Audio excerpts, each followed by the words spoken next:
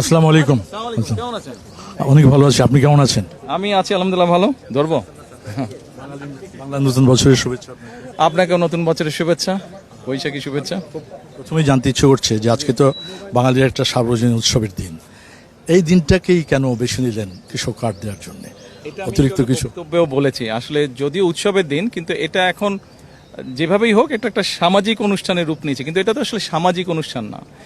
বৈশাখটা তো এটা ওতপ্রোতভাবে কৃষির সাথে সম্পর্কিত। কৃষকরা বা আমাদের দেশগ্রামে যারা ব্যবসায়ী ছিল তারা সেই সময় কৃষির সাথে রিলেটেড যারা ব্যবসা ছিল তারা সেই সময় নতুন হালখাতাটা খুলতো ফসলি, হ্যাঁ, সেটা তাদের কি অবস্থা হলো না হলো, খাজনার বিষয়ে সবকিছু।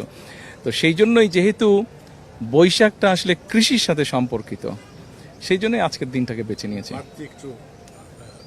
আপনি যুক্ত করলেন বলতে পারেন। আচ্ছা, আপনারা বলছেন যে আগামী 4 বছরের ভিতরে সারা দেশের কৃষককে এই কার্ডটা চেষ্টা করবো আমরা আসলে আমাদের গভর্নমেন্টের কাছে যেই হিসাব আছে, আপনার ভূমিহীন বলুন, প্রান্তিক বলুন, ক্ষুদ্র বলুন, মাঝারি বলুন, বৃহৎ কৃষক বলুন, সব মিলে অ্যাবাউট 2,75,00,000 মতন এনলিস্টেড কৃষক আছে। তো আমরা পরিবার না, কৃষক সংখ্যা, কৃষক তো অবশ্যই তার একটা পরিবর্তন আছে। তো প্রথমে আমরা ভূমিহীন, প্রান্তিক এবং ক্ষুদ্র কৃষককে টার্গেট করছি। তাদের কাছে আমরা ধীরে ধীরে পৌঁছাবো, গ্র্যাজুয়ালি আমরা অন্যদের কাছে পৌঁছাবো, সময় লাগবে তো একটু। যেমন এই যে আজকে 22,000-এর মতন কৃষককে আমরা রিচ করেছি 11টা উপজেলায়। এখানেই প্রায় 8 কোটি টাকা সরকারের ট্রেজারি থেকে 8 কোটি টাকা যাচ্ছে। তো স্বাভাবিকভাবেই আপনার ধরেন এই মধ্যপ্রাচ্যের ইস্যুটা আসাতে একটু তো প্রেশার পড়েছে, আমাদেরকে 2,000 কোটি টাকারও বেশি তেল এর মধ্যে কিনতে হয়েছে। তা না হলে হয়তো আমরা এটার সংখ্যা আর একটু বাড়াতে পারতাম।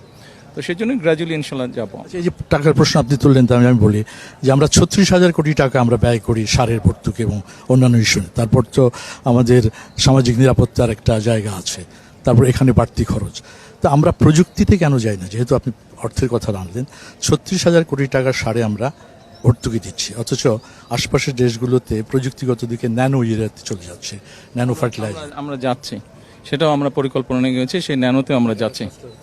জি জি, কারণ এই টাকাটা বিভিন্নভাবে ওয়েস্ট হয়। এর বাইরেও আপনার ধরেন এই যে যেমন ধরেন এই যে সেচের জন্য যে এই সুবিধাটা দেওয়া হয়, আপনি যে 36,000 বললেন তার মধ্যে এটাও চলে আসে। কিন্তু এটা আপনি খুব ভালো করেই জানেন যে আমাদের অনেক কৃষকরা ঠিক বুঝে উঠতে পারে না খেতে বা জমিতে কি পরিমাণ পানি দিবে, পানিটা বেশি হয়ে যায়। পানিটা বেশি হলে খুব যে সুবিধা হচ্ছে তা না, কিন্তু পানিটা নষ্ট হচ্ছে, আবার ওইদিকে অ্যামোনিয়া বেড়ে যাচ্ছে এতে। তো এই জিনিসগুলাই সবকিছু ধীরে ধীরে ধীরে ধীরে আমরা করতে চাইছি, এগুলোকে অ্যাড্রেস করতে চাইছি। যেটা আপনার বললেন ন্যানোর, যেটা বললেন ওটা তো আমরা যাচ্ছি, এর মধ্যেই আমাদের আলাপ হয়েছে।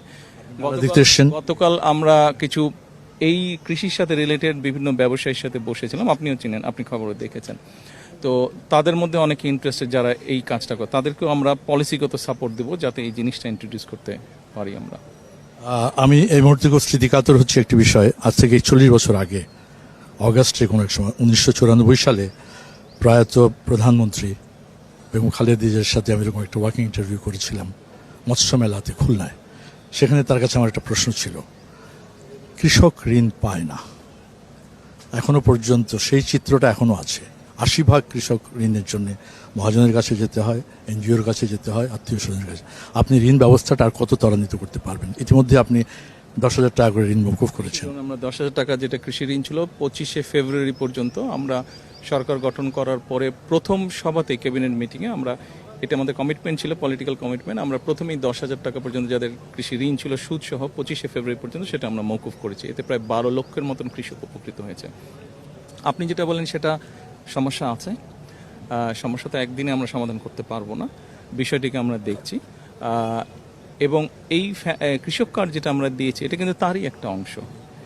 জি, এটা তারই একটা অংশ, যাতে করে কৃষক ঋণটা না পেলেও ওই টাকাটা দিয়ে সে এখানে কিন্তু শুধু যে আজকে যে ধান চাষ করছে বা পাট চাষ করছে শুধু যে তারা পাচ্ছে তা না, এখানে কিন্তু যে মৎস্য চাষের সাথে জড়িত খামারি সেও কিন্তু আছে, এখানে হাঁস মুরগি যে পালন করে সেরকম মানুষও আছে, এমনকি লবণ চাষ করে তেমন কৃষকও কিন্তু এখানে আছে। সো আমরা ধীরে ধীরে সব ধরনের কৃষককে আমরা অ্যাড্রেস করবো, তাদেরকে সকলকে এটার আওতা ইনশাল্লাহ আমরা আনবো।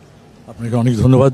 চ্যানেলের দর্শককে একটু শুভেচ্ছা দেবেন। নতুন চ্যানেল আয়ের প্রতিদিন দর্শক যারা দেখছেন, আপনাদের সকলকে পয়লা বৈশাখীর নতুন বছরের, বাংলা নতুন বছরের শুভেচ্ছা। সকলে ইনশাল্লাহ ভালো থাকবেন, সুস্থ থাকবেন। আসুন সকলে মিলে আমরা আমাদের প্রত্যাশিত বাংলাদেশকে গড়ে তুলি। সকলে মিলে আমরা একটু পরিশ্রম করি, একটু কাজ করি, যে যার অবস্থান থেকে আমাদের সঠিক দায়িত্ব পালন করি, ইনশাল্লাহ আমরা আমাদের প্রত্যাশিত বাংলাদেশ গড়ে তুলতে সক্ষম হব।